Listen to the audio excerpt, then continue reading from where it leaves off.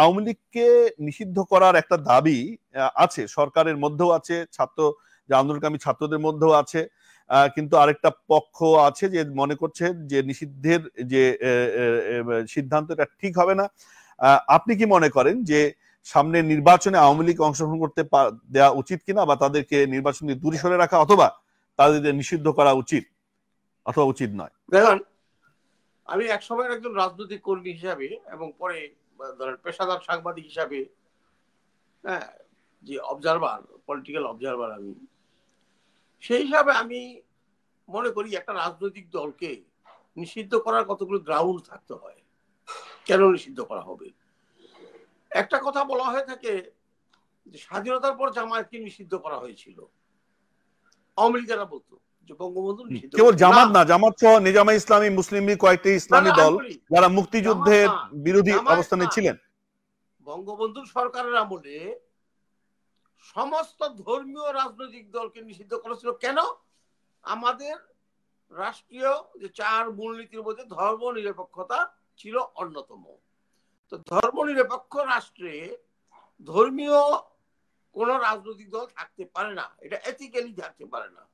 যে জন্য জামাত নিষিদ্ধ হয়, মানে আর রিভাইভ করতে পারেনি।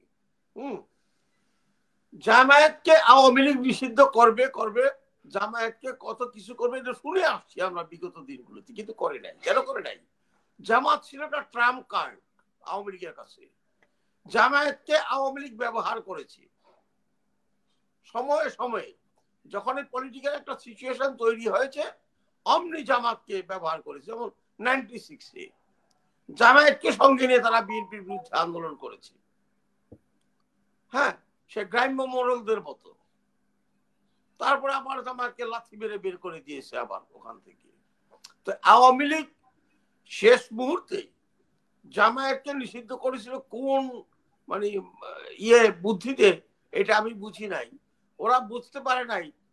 মন ভাই, আমরা তো সেটা আলোচনা করেছি, সেটা আমরা জানি ঘটনা, কিন্তু আওয়ামী লীগ নিষিদ্ধের বিষয়ে আপনি কি ভাবছেন? জাহাজ ডুবে গেলে কাষ্ঠখণ্ড ধরে সমুদ্রের তীরে পৌঁছানো যায় না। এখন কথা হলো যে আওয়ামী লীগকে নিষিদ্ধ করার ব্যাপারে বিএনপি যে মতামতটা দিয়েছে, যেটা জনগণই এই দলটাকে গ্রহণ করবে না প্রত্যাখ্যান করবে, এটা নির্বাচনের মাধ্যমেই ফয়সালা হবে।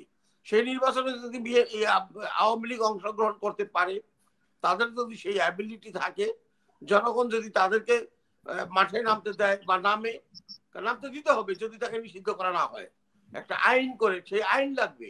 সেই আইন কিন্তু এখনো করা হয় নাই। সুতরাং আমরা ধরে নেব নির্বাচন যখনই হোক, কারণ ডক্টর মোহাম্মদ ইউনূস নির্বাচনের কিন্তু একটা রোডম্যাপ না, শুধু একটা টাইম ফ্রেম দিয়ে দিয়েছেন অলরেডি, যে আমার এই সরকারের মেয়াদ 4 বছরের বেশি হবে না। কিভাবে বলেছেন? যে আগামী এই সংবিধানে, মানে যেটা পুনর্লিখন হচ্ছে, তাতে সরকারের মেয়াদ হবে 4 বছরের, পার্লামেন্টের মেয়াদ হবে 4 বছরের প্রস্তাব করা হবে আর কি। ফলে আমার সরকারের মেয়াদও 4 বছরের বেশি হবে না।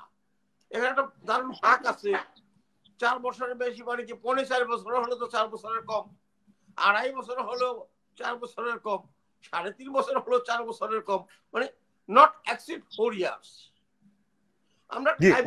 আমরা ধরে নিচ্ছি যে সর্বোচ্চ থাকলে তিনি 4 বছর থাকবেন, মানে এরকম একটা আভাস দিয়েছেন। আমি গ্রামে এই 2 দিনে যত মানুষের সাথে কথা বলছি, বলেছি ভাই কি করা যায়। ওই যে আপনি বললেন কিছু দখলদারি তো শুরু হয়েছে 5 তারিখের পরে, কিছু মানে অতিষ্ঠ মানুষ হয়ে গেছে অনেক এলাকায়। আমার এলাকায় এক ওসি ছিলেন, তার অত্যাচারে মানুষ অতিষ্ঠ হয়ে গেছে 2 মাসে। শেষ পর্যন্ত প্রশাসন তাকে উইথড্র করছে, এখান থেকে উইথড্র করতে বাধ্য হয়েছে। পাবলিক বলছে, আমি যখন জিজ্ঞেস করি আপনারা কোন গভর্নমেন্ট চান, ভাই এরাই থাকুক অনেকদিন, এরাই অনেকদিন থাকুক, দেশটাকে একটা লাইনে আনুক। এখন আপনি কি করবেন? পাবলিকের কথা নিবেন নাকি ওই যে যারা ক্ষমতায় গিয়ে আবার হালুয়া রুটি খাওয়ার জন্য উদ্গ্রীব হয়ে উঠেছে তাদের কথাকে আপনি কগনিজেন্সিতে নেবেন? জি মোহন ভাই, আপনাকে ধন্যবাদ। নিশ্চয়ই সরকারকে দেখতে চায়, একটা পরিবর্তন জনগণ দেখতে চায়, কিন্তু যদি জনগণের পেটে টান পড়ে, মোহন ভাই একটু বলি, আপনি জবাব দেন। যদি পেটে টান পড়ে, দ্রব্যমূল্যের ঊর্ধ্বগতি, পেঁয়াজ যদি 160 টাকা কিনতে হয়, ডিমের হালি যদি 180 টাকা কিনতে হয়, চালের দাম যদি বস্তায় সপ্তাহে 8 টাকা 10 টাকা করে বাড়ে। মোহন ভাই একটু শুনবেন প্লিজ শুনবেন। আমরা কিন্তু এও দেখছি যে সাধারণ মানুষ অনেকে বলছেন যে আমরা এটা চাইনি, আমরা বাঁচতে চাই। আমরা অটো রিক্সাওয়ালাদের আন্দোলন দেখেছি যে তারা কিভাবে কাঁদছে, যে তারা লোন নিয়ে এই অটোরিকশা করেছে, তারা তাদের জীবিকা নির্বাহ করতে হবে, ফলে তাদের বিকল্প কর্মসংস্থানের ব্যবস্থা না করে হাজার হাজার অটোরিকশাওয়ালাদের ভাগ্য আপনি অনিশ্চয়তার মধ্যে ফেলবেন। তাহলে এই ইস্যুগুলোকে, জনজীবনের সাথে সম্পৃক্ত ইস্যুগুলোকে যদি সরকার সাফল্যের সাথে ডিল করতে না পারে, যতই সংস্কার নিয়ে আসুক, তাহলে এই সরকারকে আসলে জনগণ চাইবে শেষ পর্যন্ত? বলুন। এই যে অটোরিকশার ব্যাপারটা, না আমি স্বাভাবিকভাবে বলছি, দ্রব্যমূল্যের ঊর্ধ্বগতি, মানুষের জীবনের অর্থনৈতিক যে সংকট, সবকিছু নিয়ে বলছি। একটা নির্দেশনা দিল যে 3 দিনের মধ্যে অটোরিকশা বন্ধ করতে হবে। কেন? আদালতেরা কোন বিবেচনা করবে? আমি জানি না এটা সাব জুডিস হবে কিনা, আমাকে কোর্টে গিয়ে দাঁড়াতে হবে কিনা আদালত অবমাননার অপরাধে।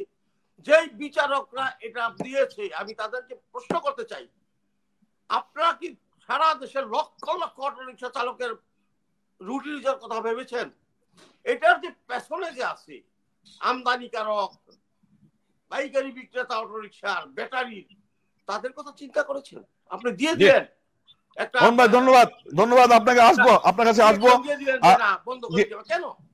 জি আপনার কাছে আসবো, কিন্তু আপনি সুনির্দিষ্ট ভাবে বলেন নাই যে আওয়ামী লীগকে নিষিদ্ধ করা উচিত কি না উচিত না। আপনি কিন্তু সুনির্দিষ্ট ভাবে বলেননি, কৌশলে আপনি বোধহয় এটাকে। আমি বলি, হ্যাঁ, আমি মনে করি কোন রাজনৈতিক দলকে নিষিদ্ধ করা কোনো সমাধান নয়। জি, ক্লিয়ার। ধন্যবাদ আপনাকে, ধন্যবাদ। আপনি বলেছেন যে আপনার দৃষ্টিতে জনগণ এই সরকার আছে বলে খুশি বা চায় এই সরকার আরো বেশি দিন থাক, কিন্তু আমরা এই খবর আমরা পরিস্থিতি বুঝে এই খবরও পাচ্ছি যে অনেকে বলছেন। মোহন ভাই ধন্যবাদ আপনাকে, যে পেটে ক্ষুধা রেখে আপনি হাততালি দিতে বলবেন, আমরা সেই হাততালি দিব না। কেউ বলছেন। ধন্যবাদ আপনাকে, আসতে চাই বাচ্চু ভাই আপনার কাছে। রাজনৈতিক কোন ইতিবাচক পরিবর্তন চান, এই সরকারের মাধ্যমে করতে হবে, নাহলে ওইটা একটা সোনার হরিণ হয়ে থাকবে। আমি পরিষ্কার বলে দিলাম।